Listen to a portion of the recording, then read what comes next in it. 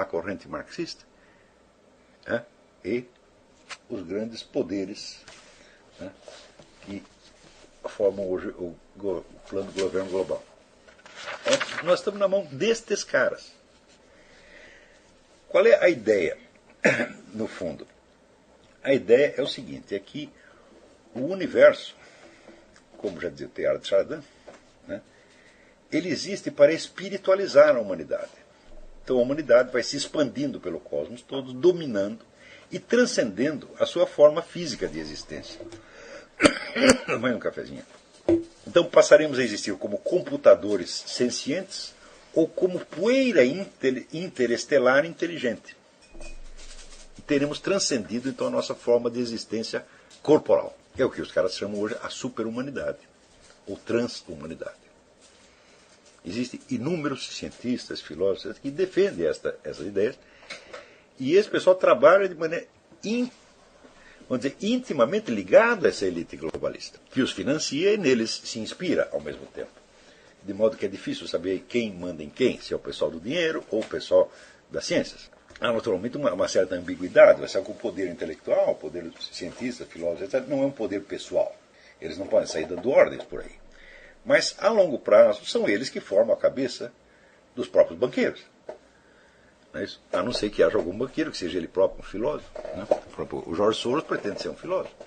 Mas eu não acredito que a maior parte dos banqueiros esteja nesse caso. Então eles pagam os cientistas e filósofos para que os filósofos os alimentem de ideias. Então são essas ideias que vão, em última análise, dirigir os seus planos de curto e de longo prazo.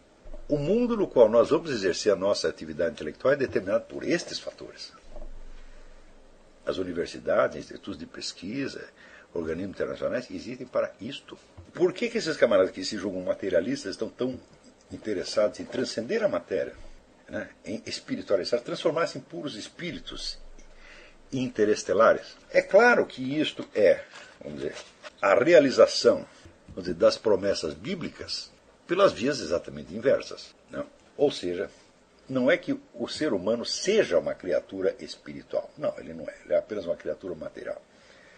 Mas através da ajuda da ciência e com um pouco de dinheiro, ele pode se espiritualizar. Vocês já ouviram falar do sujeito chamado George Gurdjieff? George Gurdjieff, quando recebeu um novo discípulo, ele dizia o seguinte: você pensa que você tem uma alma, que você é superior aos animais? Que nada, você é tão material quanto um cão. Mas você pode adquirir uma alma mediante uma certa quantia em dinheiro. É exatamente a mesma proposta aqui.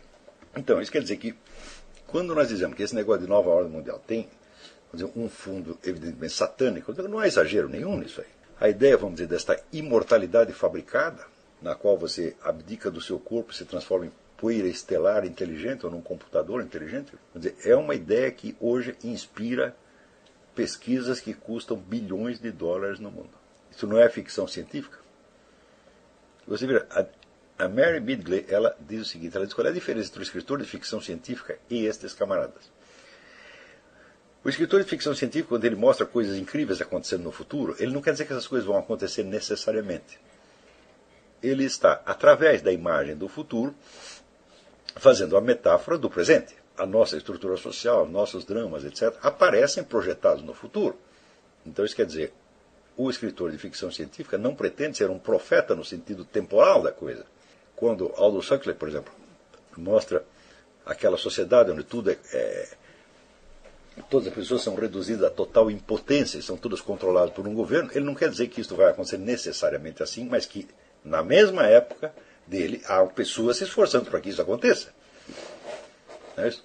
Do meu modo, 1984, ou A Máquina do Tempo do Herbert George Wells, etc., etc. Só que a diferença desse escritor de ficção científica para estes caras é que estes últimos acham que isso vai acontecer realmente. Eles não estão fazendo uma imagem do presente projetado no futuro, eles estão falando do futuro efetivo. Pode ser um futuro de longuíssimo prazo. Mas é este futuro, a ideia deste futuro que está orientando a vida deles. Em toda esta coisa, fica esquecido um único fator: a duração da vida humana. Porque se eu faço um plano para o futuro, mas esse plano vai se realizar, não digo em 10 elevado a 10 anos, quer dizer, um 10 com um montão de zero dentro, mas em 200 anos, eu não vou estar vivo para ver o que eu fiz. Então, eu jamais posso ser responsabilizado. E em que sentido eu posso dizer que eu controlo o futuro se eu mesmo não estou lá para vê-lo? Isso significa que o auge do controle significa o perfeito descontrole. A ideia de que o homem, ele sempre diz assim, o homem, entre aspas, ou o ser humano, vai controlar a natureza. Eu digo, peraí, qual homem? Hã? O homem quem, cara pálida? Eu ou você? Se você é o sujeito que tem uma ciência tão sutil que ela não pode ser nem transposta em linguagem, em conceitos gerais, mas só pode ser no dialeto especializado da sua ciência absolutamente incomunicável, então é claro que é você que está com as cartas na mão e eu terei que padecer o futuro que você escolha para mim. O controle maior do homem sobre a natureza pode ser avaliado pelo fato de que até hoje você não consegue prever, digamos, um tornado com mais de 10 minutos de antecedência. Este é o controle que nós temos. Repetidamente aparecem epidemias, né, que você não sabe de onde veio e que você não consegue controlar de maneira alguma. Então, o nosso controle sobre a natureza é extremamente precário. Mas o controle de alguns seres humanos por outros seres humanos, este funciona. Então, isso significa o seguinte, vamos fazer a proporção. Né?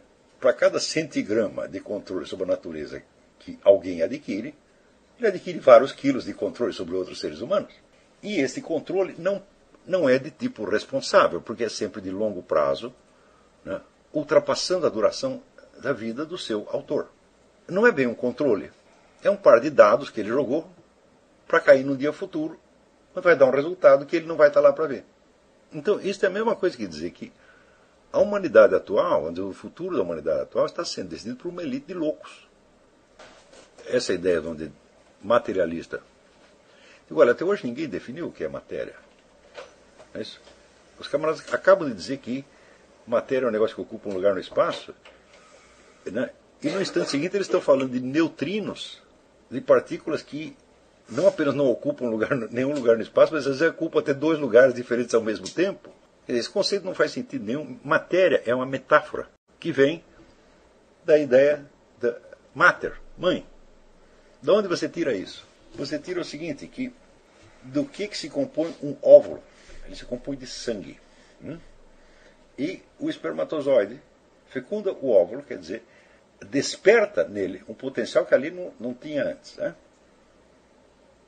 Desperta nele um processo, que é a formação de uma vida, para o qual esse sangue entra como matéria. Então você é feito do poder gerador do seu pai e do sangue da sua mãe. O que esses caras estão querendo dizer é o seguinte, é a matéria que se fecunda a si própria, é o sangue que se fecunda a si próprio, sem necessidade de um aporte exterior. Matéria está ligada, vamos dizer, a metro, que é útero, mater, que é mãe, metro, que é a unidade de medida. Por exemplo, qual é o tamanho que o sujeito vai ter? Digo, bom, o pai dele pode ter 2,10 metros, mas se a mãe for mal alimentada durante a gestação, não vai haver sangue suficiente para fazer senão um sujeito de 1,50 metros. A ideia de que a matéria em si, ela tenha a capacidade de se autogerar, é uma ideia que surge durante a Revolução Inglesa. Para fundamentar a ideia do espontaneísmo das massas revolucionárias, era necessário ter um conceito científico que o fundamentasse. Então, a matéria passa a ter capacidades que antes não tinha. Então, isso foi, vamos dizer, uma chantagem política. E até hoje você não tem nenhum conceito de matéria que seja mais científico do que isso aí. Matéria é uma metáfora, é uma figura de linguagem e continuará sendo a figura de linguagem. Ora, quando você tem uma figura de linguagem, nós podemos perguntar, mas a que realidade esta figura de linguagem corresponde? Então, a figura de linguagem tem naturalmente vários sentidos, alguns deles contraditórios entre si, e você pode, então, decompondo as várias camadas de sentido, saber aqui que aquilo corresponde na experiência ou não corresponde. Tá certo? Para isso seria necessário, vamos dizer, uma análise filosófica do conceito de matéria. Tá certo? Porém, se você começa a analisar, você vê que o conceito de matéria é inteiramente imaterial. Então, é um conceito que chega a uma autocontradição. Ah, mas nós queremos continuar operando com esse conceito. Então, o que eles fazem? Eles formalizam o conceito, criando um critério de reconhecimento. Como, por exemplo, a hora que o sujeito diz que matéria é o que ocupa um lugar no espaço, que é fazer uma definição meio primitiva, tá certo? Isso não é uma definição, isso é um critério de reconhecimento. Se você disser que todos os processos que acontecem no mundo emergem da matéria, então você vai ter que dizer que este conhecimento que você tem da matéria também emerge da matéria. Mas esse conhecimento em si mesmo não é material. Então a matéria está agindo imaterialmente.